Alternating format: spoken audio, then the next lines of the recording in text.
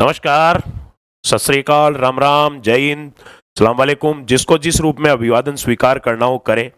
दिव्य दृष्टि के online platform पे आप सभी का हार्दिक स्वागत करता हूं, अभिनंदन करता हूं। दोस्तों, आज आपके लिए फिर तीसरे वीडियो में एक ऐसा कंसेप्ट, एक अल्टीमेट कंसेप्ट लेकर आया हूं। एक ऐसा पॉइंट जो बहुत बार एग्जाम में आता है, जिसका क्वेश्चन आता है, अगर स्टूडेंट का पढ़ा हुआ नहीं है तो वो इस क्वेश्चन को हाथ तक नहीं लगा सकता, इसको अटेम्प्ट नहीं कर सकता। ऐसे कंसेप्ट के ऊपर डिस्कशन करने जा रहा हूं। आप थंबनेल में देख रहे हैं, लिखा हुआ है गुणनखंड और उन गुणनखंडों का योग। मतलब फैक्टर क्या होते हैं और सम ऑफ द फैक्टर क्या होता है, उन गुणनखंडों का योग कितना होता है। सबसे बड़ी समस्या तो यही है कि स्टूडेंट्स को यह तक नहीं पता रहता कि यार वास्तव में गुणनखंड होता क्या है, गुणनखंड की डेफिनेशन क्या है, किसको गुणनखंड कहेंगे, गुणनखंड को आइडेंटिटी कैसे करेंगे, पहचान कैसे करेंगे। सबसे बड़ी प्रॉब्लम तो यही है। अगर आप ये चाहते हो कि आज के बाद इसका कतई क्वेश्चन गलत ना हो तो इस वीडियो के एंड तक बने रहना। तभी मैं आपके लिए बिल्कुल शॉर्ट वीडियो, एक एक कंसेप्ट पर एक एक वीडियो बना रहा हूं, ताकि एग्जाम में आप डायरेक्ट उन क्वेश्चनों को हिट कर सको।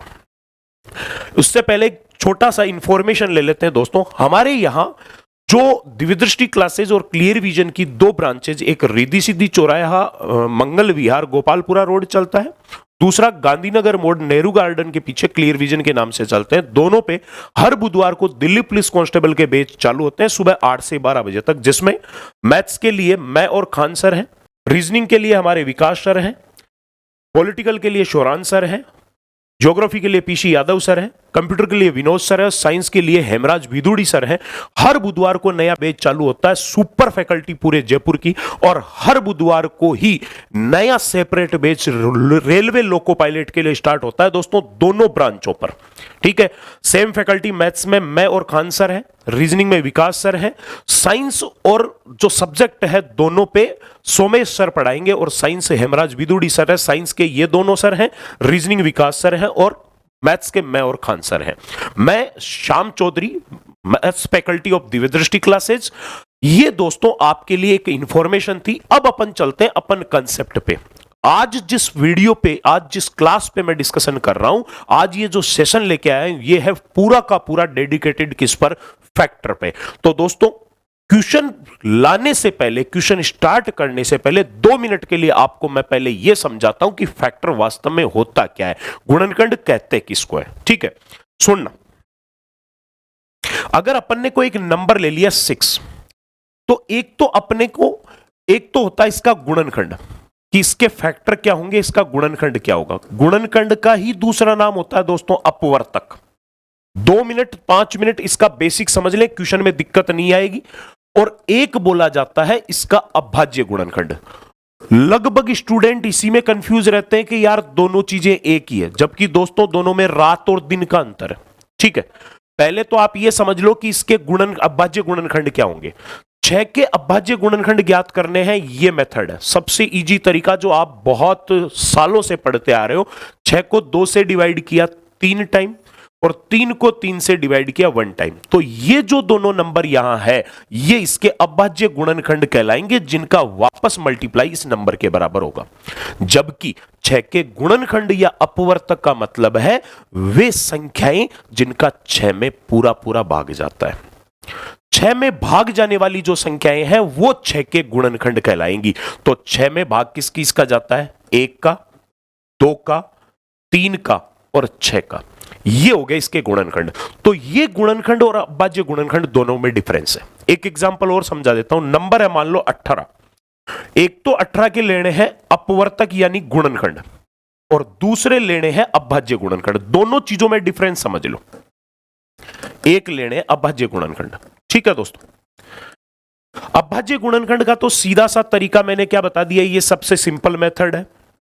प्राइम फैक्टर लाने हैं तो ये कर लो, 2 से डिवाइड किया 9 बार, 9 में 3 का भाग 3 बार, 3 में 3 का भाग 1 बार। तो इसके अभाज्य गुणनखंड हो गए 2 गुणा 3 गुणा 3।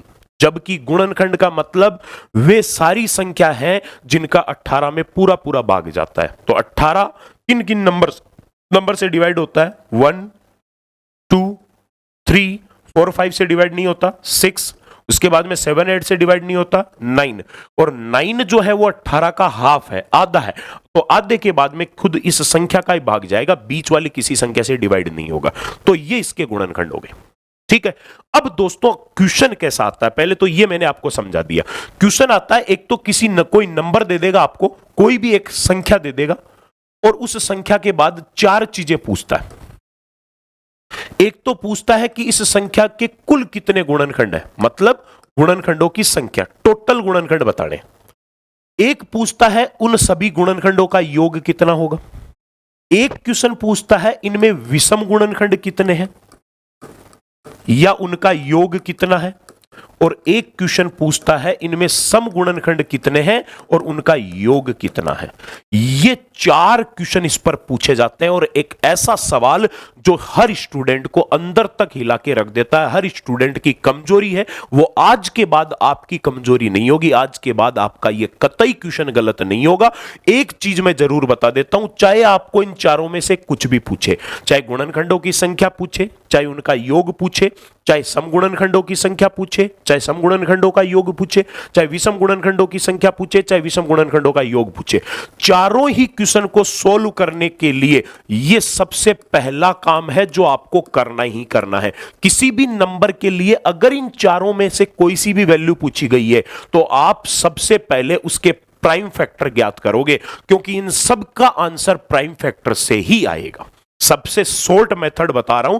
तो चलिए दोस्तों, ये थी इसकी बेसिक थ्योरी कि फैक्टर क्या है, ठीक है, प्राइम फैक्टर क्या है, दोनों में डिफरेंस क्या है, और क्वेश्चन कैसे पूछे जाते हैं, उन क्वेश्चनों को सोल्व करने की स्टार्टिंग कहां से होनी है, ये चीज मैंने आपको क्लियर करी। अब चलते हैं अपन सीधा एग्जांपल पे। जैसे ये क्वेश्चन है, क्वेश्चन लिखा हुआ है 1420 के गुणनखंडों की संख्या कितनी होगी। अगला पूछ रहा है कि 1420 में टोटल कितने गुणनखंड होंगे। तो एक काम करो, पहला काम है 1420 के अभाज्य गुणनखंड ज्ञात करना।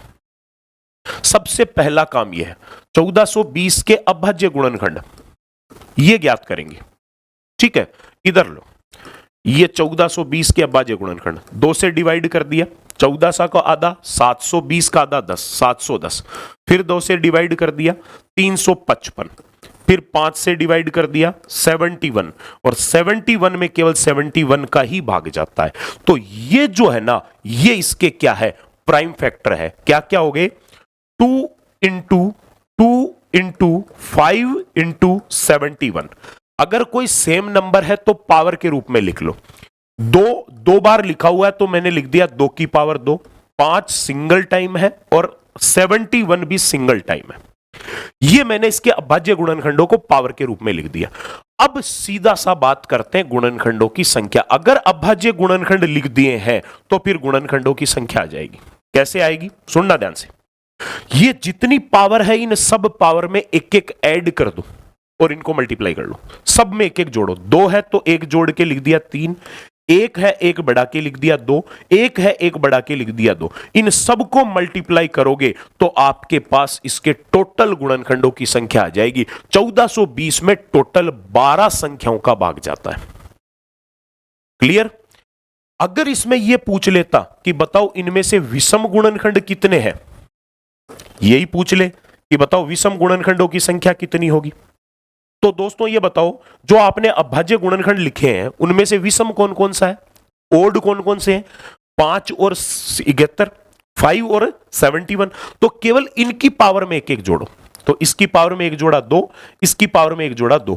तो विषम गुणनखंडों की संख्या कितनी है, 4।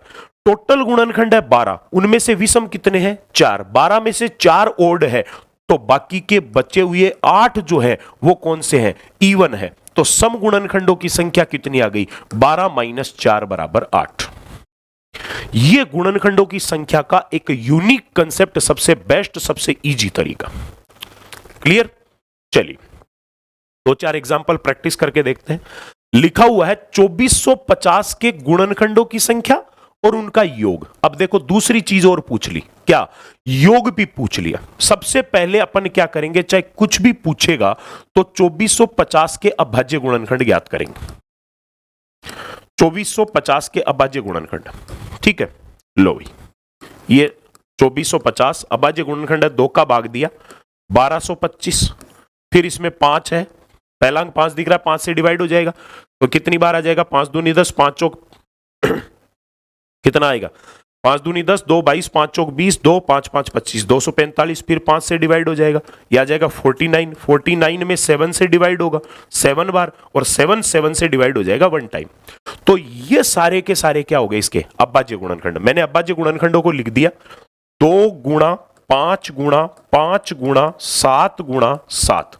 सेम नंबर है तो दोस्तों पावर में लिख देंगे। कैसे लिखेंगे, 2 है केवल एक बार, 5 है 2 बार, 7 है 2 बार, तो ये पावर में लिख दिया। तो अब इनकी गुणनखंडों की संख्या आ जाएगी, गुणनखंडों की संख्या सबकी पावर में एक एक ऐड कर दो। इसमें एक जोड़ेंगे 2, इसमें एक जोड़ेंगे 3, इसमें एक जोड़ेंगे तो भी 3, तो इसके टोटल गुणनखंड कितने हैं, 18। मतलब 2450 में टोटल 18 संख्याओं का भाग जाता है। और अब उसने ये पूछ लिया कि इन सभी गुणनखंडों का योग कितना है। तो योग के लिए क्या करना है, सुनते जाना ध्यान से। पहला पद पूरा का पूरा क्या लिखा हुआ है, 2 की पावर 1। आपको क्या करना है, पावर 0 से स्टार्ट करके यहां तक की पावर लिखनी है। 2 की पावर 0 के बाद में आगे वाले 2 की पावर 1 ही होगी, और इनको आपस में ऐड कर देना। ऐसे ही 5 की पावर 2 है तो 5 की पावर 0 से शुरू होके 5 की पावर 2 तक सबके मान ज्ञात करके ऐड करने। और वही सेम यहां 7 की पावर 0 से शुरू करके 7 की पावर 2 तक के सभी मानों को ऐड करना है। हो गया, तो ये कितना आ जाएगा, ये आ जाएगा 2 की पावर 0 का मान 1, 2 की पावर 1 का मान 2, 5 की पावर 0 का मान 1, 5 की पावर 1 5, 5 का स्क्वायर 25, 7 की पावर 0 का मान 1, 7 की पावर 1 का मान 7, और 7 का स्क्वायर 49। इनको ऐड किया गया 3, 25 5 30 और 1 31, 49 7 56 और 1 57, और इन सबको कर देना है मल्टीप्लाई। मल्टीप्लाई करेंगे तो ये आ जाएगा 5301। तो क्या हो गया, इसके गुणनखंड तो कितने हैं, 18, और 18 गुणनखंडों का योग कितना है, 5301।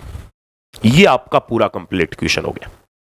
क्लियर है, अभी खत्म नहीं हुआ मामला। अभी तक मैंने केवल गुणनखंडों की संख्या और योग पढ़ाया, अभी सम और विषम गुणनखंडों पे बात नहीं हुई है। तो अगली बात उसी पे करते हैं। देखो दोस्तों, 544 के विषम गुणनखंडों की संख्या क्या है। अब की बार गुणनखंड कौन से पूछे, विषम, ओड फैक्टर पूछे, उनकी संख्या कितनी है और उनका योग कितना है। ठीक है, पहला काम फिक्स है, क्या करेंगे, 544 के अभाज्य गुणनखंड ज्ञात करेंगे, प्राइम फैक्टर ज्ञात करेंगे दोस्तों। चलो कर देते हैं, 544 के प्राइम फैक्टर, 2 से डिवाइड किया, ठीक है, आ गया 272, फिर 2 से डिवाइड किया 136, फिर 2 से डिवाइड किया 68, फिर 2 से डिवाइड किया 34, फिर 2 से डिवाइड किया 17, और 17 में 17 का भाग 1। तो यहां से ये इसके फैक्टर हो गए टोटल 2 गुणा 2 गुणा 2 गुणा 2 गुणा 2 गुणा 17। तो 2 कितनी बार है, 5 बार, और 17 है 1 बार। अब इसने पूछा केवल विषम बताओ, तो बताओ इनमें से विषम गुणनखंड केवल यही है। तो जो विषम गुणनखंड है केवल उनकी पावर में 1 जोड़ना है। विषम गुणनखंडों की संख्या उनकी पावर में 1 जोड़ना है। तो 17 की पावर 1 में 1 और जोड़ देंगे तो 2। और कोई विषम गुणनखंड नहीं है, नहीं है तो फिर इसमें टोटल विषम संख्या केवल 2 ही है। ऐसी 2 ही संख्या है जिनका 544 में भाग जाता है। और अब इसने पूछ लिया कि बताओ उन दोनों का योग कितना है। कोई बात नहीं, विषम गुणनखंड कौन सा है, 17 की पावर 1। मैंने क्या बताया, जो विषम गुणनखंड है उसको 0 से चालू करके 17 की पावर 1 है तो 1 तक के सभी पदों को जोड़ दो। अगर दूसरा और होता तो यहां दूसरा और लिख देते, लेकिन एक ही है। 17 की पावर 0 का मान 1 और 17 की पावर 1 का 17, दोनों को ऐड किया तो 18। मतलब 544 में विषम गुणनखंड तो है 2 और उन दोनों गुणनखंडों का योग है 18। हो गया, चलिए एक क्वेश्चन और देख लो, बाकी मामला खत्म है। अब इसके बाद आप कोई भी क्वेश्चन कर सकते हो। मतलब आज इस 10-12 मिनट की क्लास में मैंने आपके इस कंसेप्ट को इतना इजी वे में क्लियर कर दिया कि आज के बाद ये क्वेश्चन आपका कभी गलत नहीं होगा, अगर आपने इस क्लास को प्रॉपरली अच्छे से देखा है। और अगर क्लास अच्छी लगे चैनल सब्सक्राइब कर दे जिन्होंने अभी तक नहीं किया, ठीक है, लाइक और शेयर करना ना भूलें। और अपने फ्रेंड्स के पास इसको शेयर जरूर करें ताकि जो बेनिफिट आपको मिल रहा है वो उनको भी मिले। ओके, इस पे आ जाओ। 7200 के सम गुणनखंड पूछे, कोई से भी पूछे, पहला काम प्राइम फैक्टर का है। 7200 के प्राइम फैक्टर ज्ञात करते हैं। 2 का भाग 3600, फिर 2 का भाग, अब भाज्य संख्याओं का ही देना है भाग, 1800, फिर 2 का भाग 900, फिर 2 का भाग 450, फिर 2 का भाग 225। अब पहला अंक 5 है तो 3 5 से दे दिया, 5 का भाग 45, फिर 5 का भाग जा रहा है 9, 9 में 3 का जा रहा है 3, 3 में 3 का जा रहा है 1। तो इसमें आप ये देखो, अगर मैं इसके अभाज्य गुणनखंड लिखूं तो इसमें 2 कितनी बार मल्टीप्लाई है, 1 2 3 और 4 5, 2 है 5 बार, 2 की पावर 5 गुणा 5 है 2 बार, 5 की पावर 2, और 3 भी है 2 बार, 3 की पावर 2। कौन से गुणनखंड पूछे, सम। अभी मैंने आपको विषम ज्ञात करने का तरीका पढ़ा दिया, तो हर एक का नया तरीका क्यों पढ़ते हो, एक तरीके से सबका काम चलो। तो एक काम कर लो, विषम वाला पहले सम वाले के लिए विषम गुणनखंड ज्ञात कर लो। कितने विषम कौन कौन से हैं, ये दोनों विषम पद है, दोनों में एक एक जोड़ेंगे, कितना है, इसमें एक जोड़ा 3, इसमें भी एक जोड़ा 3, तो विषम गुणनखंड कितने हैं 9। और टोटल कितने होंगे, टोटल में से विषम को निकाल देंगे तो सम बच जाएंगे। टोटल है, इसमें एक जोड़ दिया 6, इसमें एक जोड़ दिया 3, इसमें भी एक जोड़ दिया 3, सबकी पावर में एक एक जोड़ दिया, तो ये कुल गुणनखंड आ गए 54। 54 में से 9 अगर सम विषम है तो बाकी के बचे हुए सारे सम है, कितने, 54 माइनस 9, 45 गुणनखंड ऐसे हैं जो कि सम है, बाकी के 9 विषम है। ये दोस्तों आज आपका कंसेप्ट था, जिसमें गुणनखंड, गुणनखंडों की संख्या, चाहे सम हो, चाहे विषम हो, चाहे टोटल हो, किसी भी प्रकार से क्वेश्चन पूछा जाए, ये क्वेश्चन आज के बाद आपका कभी गलत नहीं होगा, ये वादा मैंने आपसे किया है और इस वादे के अकॉर्डिंग ही मैंने आपको ये कंटेंट दिया है। फिर बता देता हूं दोस्तों, हर बुधवार को हमारे यहां ऑफलाइन और ऑनलाइन दोनों प्रकार के दिल्ली पुलिस और रेलवे लोको पायलट के लिए बैच स्टार्ट होते हैं। अगर कोई दिल्ली पुलिस कांस्टेबल और रेलवे लोको पायलट की तैयारी करना चाहता है तो स्वागत है दिव्य दृष्टि क्लासेज, रिद्धि सिद्धि चौराया, गोपालपुरा रोड, जयपुर, और क्लियर विजन क्लासेज, गांधीनगर मोड़, नेहरू गार्डन के पीछे, जयपुर। दोनों ब्रांचों में आपका स्वागत है और दोनों ब्रांचों से ऑफलाइन ऑनलाइन दोनों प्रकार के बैचेज चलते हैं। धन्यवाद।